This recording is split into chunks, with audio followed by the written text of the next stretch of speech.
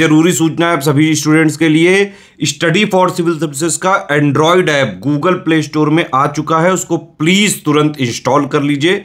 और अगर आप स्टडी फॉर सिविल सर्विसेज के सिर्फ ऐप से कोई भी कोर्स, कोई भी पीडीएफ परचेज करते हैं तो उसमें अप्लाई कूपन, अगर आप ज्ञान सर जो है आप उसमें अप्लाई करते हैं, ये कूपन कोड है, तो उसमें 20% फीस तुरंत माफ हो जाएगी, मतलब 20% डिस्काउंट तुरंत उसमें लग जाएगा।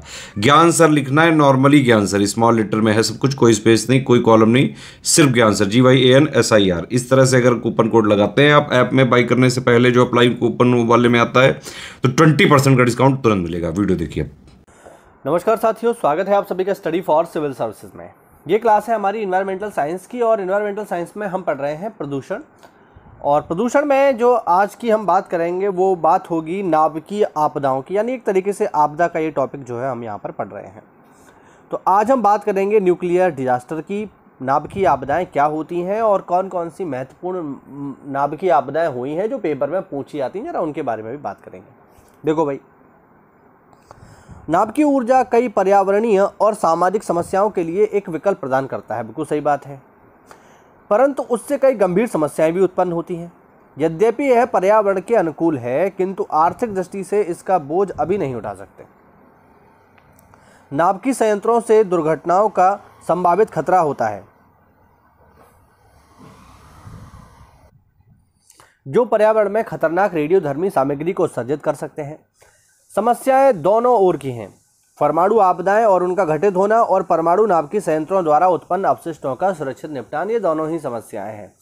देखिए, नाभिकीय प्रदूषण चाहे परमाणु बम के फटने से हो या किसी एटॉमिक रिएक्टर के लीक होने से हो, वो समस्या तो रहेगा। तो दोनों ही अपने आप में प्रॉब्लम है, और हिस्ट्री में कई प्रकार की इस प्रकार की बड़ी आपदाएं हो चुकी हैं। जैसे 1952 में चाक नदी, जो एक परमाणु ऊर्जा संयंत्र है, इसके किनारे यहाँ पर एक दुर्घटना हुई, ये टोरंटो कनाडा में हुई। 2 अक्टूबर 1957 में विंडस्केल प्लूटोनियम उत्पादन केंद्र यूके में एक दुर्घटना हो गई। 26 अप्रैल की दुर्घटना तो बहुत ही ज़्यादा फेमस है, चेरनोबिल डिजास्टर के नाम से इसको हम जानते हैं, ठीक है ना। ये आज के यूक्रेन में है, और उस समय यूक्रेन नहीं था, उस समय जो है सोवियत संघ था, तो पूर्व सोवियत संघ में ये जगह थी चेरनोबिल, और बहुत ही ज़्यादा फेमस है। ये तो पेपर में भी कई बार पूछी जा चुकी है, चेरनोबिल दुर्घटना का संबंध किससे है, या चेरनोबिल दुर्घटना कब हुई, है ना।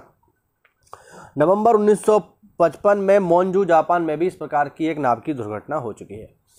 भारत इस मामले में काफ़ी भाग्यशाली है कि हमारे यहाँ पर इस प्रकार की कोई भी दुर्घटना नाभिकीय संयंत्रों से जुड़ी या नाभिकीय दुर्घटना हमारे यहाँ पर नहीं हुई है। हम इस मामले में काफ़ी हम कहें भाग्यशाली रहे हैं। अब देखो,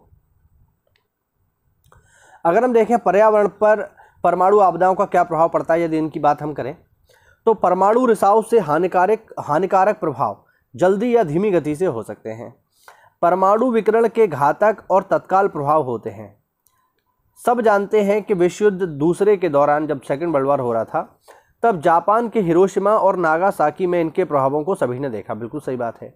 अतः नाभिकीय ऊर्जा का सैन्य उपयोग सदैव अकल्पनीय परिणाम लाता है, यानी आप इसका यूज अगर करोगे परमाणु बम के रूप में तो भयानक परिणाम होंगे। और अब तो मैं आपको बता दूं कि परमाणु बम से भी खतरनाक चीज आ चुकी है, हाइड्रोजन बम। आप लोग मुझे कमेंट करके बताइए कि एक नई जो है, मतलब नई तो नहीं है, काफ़ी पुरानी बात है, कि परमाणु बम के आविष्कारक कौन है। नई मैं इसलिए बोल रहा हूँ क्योंकि हाल ही में इन पर एक मूवी बनने वाली है, ठीक है ना।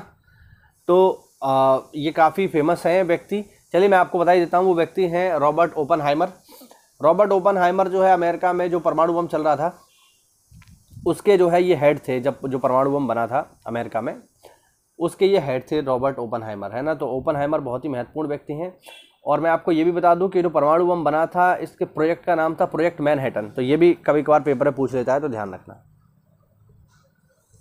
धीमी गति से परमाणु विकिरण भी नाभिकीय रिएक्टरों, प्रयोगशालाओं, अस्पतालों तथा नैदानिक प्रयोजनों के लिए विकिरण को प्रत्यक्ष निवेश जैसे विभिन्न स्रोतों से निर्गत हो सकता है। एक्सरे की मशीन से भी रेडिएशन निकलता है, ठीक है, लेकिन वो इतना बड़े पैमाने पे हानिकारक नहीं है कि आप उससे जो है मारे जाएं। इतनी कम मात्रा में विकिरण जीवन के प्रकारों तथा परितंत्रों पर काफ़ी महत्वपूर्ण प्रभाव डालता है।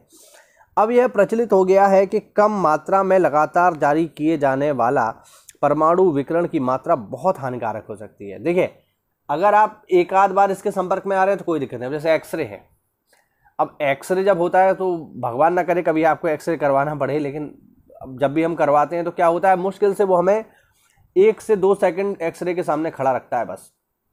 इतने में ही जो एक्सरे हैं, जो एक्स तरंगें हैं, वो हमारे शरीर को भेदते हुए पार चली जाती हैं और हमारा फोटो खींचा जाता है 1 सेकंड के लिए ही, है ना। लेकिन अभी आप मान लीजिए जो एक्सरे मशीन के पास ही काम कर रहे हैं तो उनके पास तो रेडिएशन हमेशा बना रहता है, तो उनके शरीर पर वो नकारात्मक प्रभाव डालता है।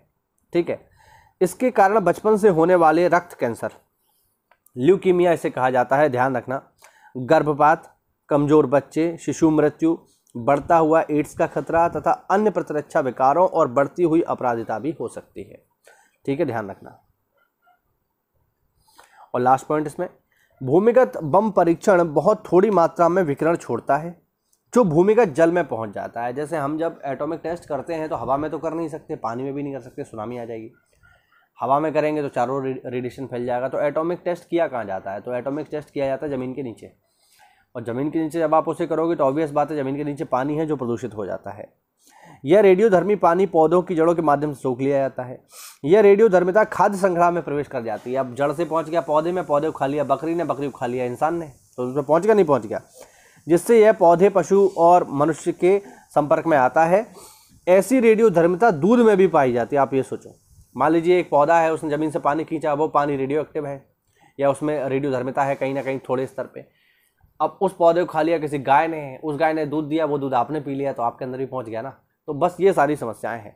और ये था हमारा एक छोटा सा वीडियो जिसमें हमने जाना पर्यावरण पर परमाणु आपदाओं के प्रभाव या नाभिकीय आपदाएं क्या होती हैं। उम्मीद करता हूँ इस छोटे से वीडियो में आपको महत्वपूर्ण जानकारी मिली होगी साथियों। तो ऐसा है तो वीडियो को लाइक करिए और हमारे किसी भी पेड कोड प्रोग्राम से अगर आप जुड़ना चाहते हैं तो दिए गए नंबर्स पे कॉल करिए।